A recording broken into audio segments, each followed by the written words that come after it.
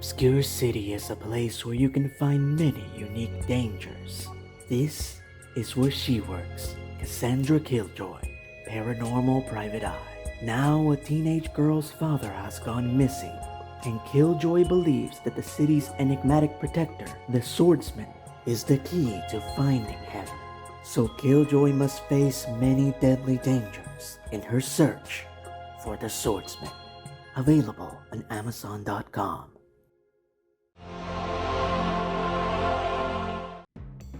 Did you know that after the success of Freddy vs. Jason, the first sequel that was conceived was Freddy vs. Jason vs. Ash? Unfortunately, that was a three-way bout that couldn't be booked, so it has faded away into nothing more than one of the legends of Fandom.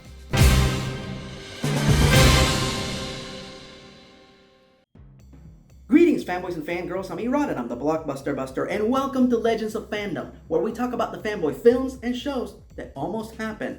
Freddy Krueger and Jason Voorhees, two horror icons that need no introduction. So when they clashed in an epic monster mash back in 2003, it was a huge deal, easily becoming one of the most successful installments of both franchises, raking in a moderate box office and then making a killing in merchandising and home video. Suffice it to say, New Line Cinema wanted to double their profit with a sequel, but the question was how to kick it up a notch. Many horror icons were suggested as possible third combatants: Leatherface, Michael Myers, and Pinhead, who was actually in the post-credit scene of the original draft of the script for Freddy vs. Jason, in which our boys continue their bout in hell, only to be detained by the prickly Cenobite, who would then ask, "Gentlemen, what seems to be the problem?"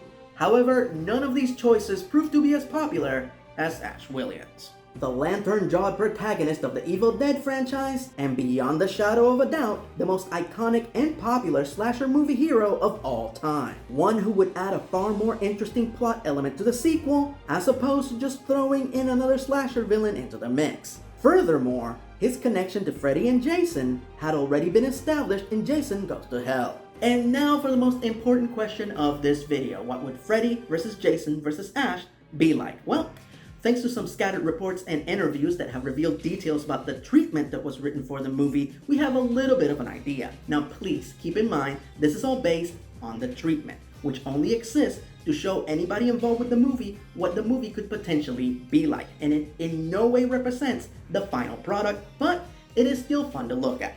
The movie would have picked up a few years after the events of Freddy vs. Jason, and would have recycled a lot of concepts that were intended for that film but didn't make it into the final cut. Namely, the Fredheads, a cult dedicated to worshipping Freddy Krueger, primarily made up of former nerdy or unpopular kids for whom Freddy murdered their bullies. After the epic battle from the original movie, Jason's remains would have been confiscated and kept in frozen storage by the FBI, who have been trying to capture or destroy Jason since Jason Goes to Hell. Will Rollins, from the previous movie, would now be a low-level FBI agent, relegated to flimsy occult and paranormal cases, and working out of a crappy sub-basement makeshift office. Will's entire career has been mired by two obsessions: making sure that nobody ever unfreezes Jason, and searching for the missing remains of Freddy Krueger, whom he suspects were stolen by the Fredheads.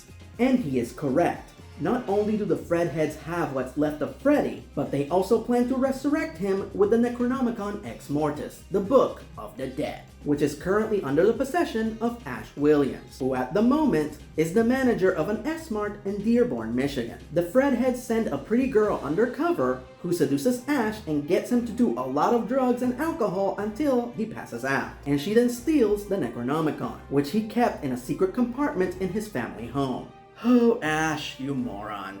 The sexy Fredhead makes it back to headquarters, where she performs the ritual to bring Freddy back along with her fellow cultists. And it works. Freddy is back to life, but in the real world, without his dream powers. Freddy then thanks them by killing them all. But there's a twist. Now everyone that Freddy kills in the real world becomes a Deadite, which are the twisted Kandarian demons that are created by the Necronomicon. Freddy then divides his time between stalking new victims, creating new Deadites, and occasionally using the Necronomicon to go into the dream world and harass Jason while he is sleeping in cold storage. Meanwhile, Ash wakes up from the worst hangover ever and discovers that the book is missing. and also finds his date's driver's license, revealing that she's from Springwood, Ohio. So the killer of killers grabs his boomstick, chainsaw, and indestructible blue shirt and drives over to Springwood, where he's instantly identified as a suspect of the Cabin in the Woods massacre and arrested by Laurie Campbell from the previous movie, who is now a deputy. Laurie is obsessed with slasher killers and truly believes Ash to be one of them. So, like most of his relationships with women, this one does not start off on a good note. Meanwhile, the report of the murder of all the Fred heads comes across Will's desk, which was discarded by his fellow agents as a ritual suicide. Knowing that Freddy is behind it based on the crime scene photos, Will decides to stop him the same way he did before, by having Jason fight and kill him. With the help of a desk-locked agent who claims that Freddy killed his children, Will gets Jason's body out of cold storage and into the back of a refrigerated truck, and the three of them head to Springwood. Meanwhile, the Deadites that Freddy created sense that Ash is nearby, and immediately their priorities shift from serving Freddy to killing the Promised One. So they attack the sheriff's office where Ash is being held, killing everyone in their path. Inevitably, Ash gets out of his cell, gets a hold of Larry and Moe, and does what he does best, kicking evil's ass and looking good doing it, saving Laurie in the process and gaining her trust. Sadly, her fellow officers don't survive the attack. Laurie recognizes one of the dead Fred heads because, like Will, she too had been keeping tabs on them and knows exactly where their headquarters are at. So, along with Ash, they jump in the Classic and they head over there. Here, finally, our three subplots converge. Ash and Laurie arrive in the Classic, and Will and his fellow FBI agent arrive in the refrigerated truck with Jason in tow, only for all of them to be attacked by even more Deadites that Freddy created. During the attack, the FBI agent is killed, and somehow, mysteriously, Jason is set free, who then starts hacking up Deadites left and right, until he notices Laurie and goes after her. Ash steps in to defend her, and we get our first badass brawl. While Jason is more powerful, Ash still holds his own until Freddy interferes and Jason diverts to fight his fellow slasher. But there's a twist. Freddy uses the Necronomicon to banish Jason to the dream realm, where he becomes a dream demon, like Freddy used to be. All the while, Freddy is now the primary slasher stalking his victims in the real world. Furthermore, every time Jason kills someone in the dream world, Freddy gets more powerful, slowly gaining the use of his dream powers in the real world. So yes, as it turns out, Jason being freed was actually part of Freddy's plan. The FBI agent who helped Will was actually another undercover Fred head, and he was the one who freed Jason during the Deadite attack. Now, Ash, Laurie, and Will must contend with a superpowered slasher that's terrorizing the populace, and if anybody falls asleep, they will be killed by Jason. Unfortunately, this is when details about the treatment get really murky, as the ending was left completely blank as not to piss off any of the people that own the rights to these characters. What is known is that the potential solution to defeating the two villains would have revolved around a passage that Ash finds in the Necronomicon that explains that the reason that Freddy and Jason cannot die is because they are the living embodiment of evil, which is a fundamental concept of reality that must always exist, which implies that in order to kill the embodiment of evil, you must also kill the embodiment of good, which is Ash, meaning that good old Ashley J must sacrifice himself. It is also stated that a possible solution would be to banish Freddy and Jason to a parallel world, where they would still technically exist, but won't be able to affect anything in our reality. But whether or not El Jefe would have gone with this solution, we'll never know. And now for the second most important question of this video. Why didn't this happen? For the same reason that the treatment doesn't have an ending. Too many cooks in the kitchen. Ronnie Yu, the director of Freddy vs. Jason, said that the biggest challenge of directing the movie was that everything that he did had to be approved by both the people who owned the rights to Freddy and the people who owned the rights to Jason. For example, one of the silly rules that he had to contend with while making the movie was that Freddy and Jason had to have equal screen time. This man literally had to sit in the editing room and count the minutes that each character was on screen. Fun fact, Warner Brothers and Disney insisted on the same rule when Bugs Bunny and Mickey Mouse appeared in Who Framed Roger Rabbit, which is the reason why they always appear on screen together. Suffice it to say, the same challenges applied to the sequel, but now they were amplified, as more money was at stake and a third valuable IP had been added to the mix. The fate of Freddy vs. Jason vs. Ash is one of the top 5 questions that Bruce Campbell always gets when doing panels and interviews. He says that he only had a 5-minute conversation with the New Line executive that was in charge of the project, and it went as follows. "Hey Bruce, we're finally making Freddy vs. Jason vs. Ash.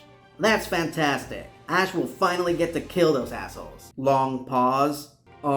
Actually, you can't affect anything that happens to either of the other characters. You can't kill either of them. You can't even determine what really happens in the fights. Bruce Campbell has revealed that he did talk it over with Robert Tapper, the producer of The Evil Dead, and Sam Raimi, the creator of the franchise, and all 3 of them agreed that this was going to be a movie by committee, and those are never fun. So, with New Line finding themselves unable to get the approval of all the people that own the rights to all 3 characters, Freddy vs. Jason vs. Ash was dead in the water. But don't fret. If you still need to get your Freddy vs. Jason vs. Ash fix, Dynamite Entertainment released a comic book miniseries in 2007 that has a lot of the same story beats as The Treatment, but is still legally distinct. In this version, Laurie and Will are immediately killed by Jason in the first scene, who is still very much alive. Freddy is dead, but again manipulating Jason from the afterlife via impersonating his mother. Like in The Treatment, Freddy can be resurrected by the Necronomicon, but it is Jason, not the Fredheads, who he sends to retrieve it. Jason finds it in the possession of Ash, who is working at a new S-Mart located on Crystal Lake. Jason successfully gets the book, Freddy comes back, but immediately betrays Jason. Ash assembles a ragtag band of S-Mart employees to go after the slashers, and in the end defeats them by banishing Freddy to another dimension and freezing Jason and the Necronomicon at the bottom of Crystal Lake. Oh, and if that's not enough of a monster mash for you, in 2011 there was a fun little fan film written and directed by Trent Duncan, which I highly recommend. And while those might not be as grandiose as a movie, they will at least whet your appetite. But what do you think? Do you still wish that sequel had happened, or are you happy that the franchise ended with one? Let me know in the comment section below, as we have once again reached the end of this video. So, do you know of any fanboy films or shows that almost happened? Let me know at erod@inbox.com, and who knows, your suggestion might just end up being the topic of the next Legends of Fandom. Until then, I'm Erod, and I'm the Blockbuster Buster.